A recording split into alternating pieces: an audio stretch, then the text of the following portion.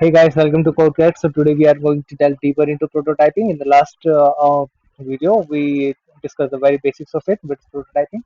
So in this video, we'll be delving deeper into it. So for that, I will just make two frames.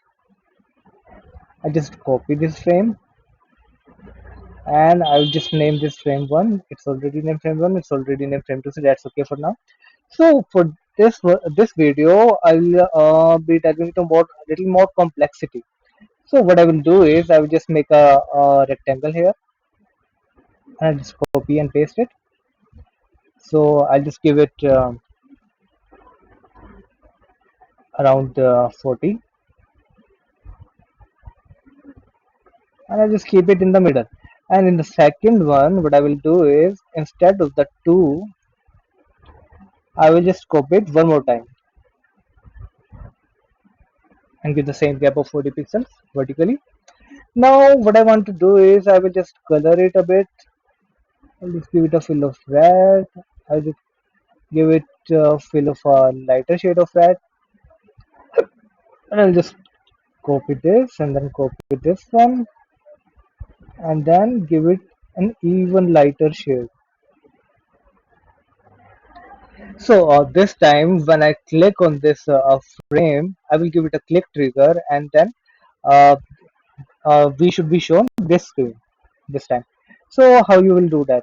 So we'll first go to the prototype panel or design panel, prototype panel, and then just left click on it and drag this arrow to this frame and you can choose a trigger of click or drag or hover. So what we will do this time is we will give it a while hovering, which means when you hover over this, you will have an instant animation. You will be taken instantly to this screen with three rectangles. So we just close it down and we will just press this play icon so that our prototyping will start.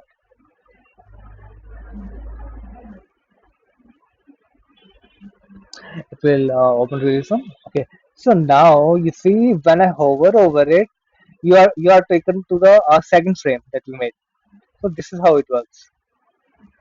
You see, now you can even change the trigger again as well. Now how do you do that? You see, you just click on the arrow and the properties that you chose last time shows again. So it shows that you have chosen while hovering. Now you can choose on click and then go to this and you can even refresh it or restart it by pressing R on your keyboard. And I have pressed R. Now you see what did you choose? We chose on click. Now when I click, it takes us to the next step. I press R again on my keyboard for restarting the prototyping. So when I click, it shows this. So that's how it works.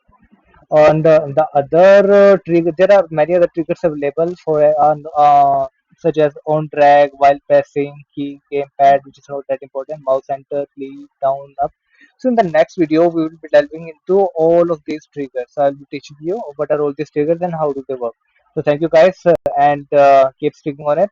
So you don't miss any of my next videos. So there are many more important videos coming. So thank you guys. Thank you so much. And of course, you have to like, share, and subscribe. You don't pay me, but you have to do that for sure. So thank you.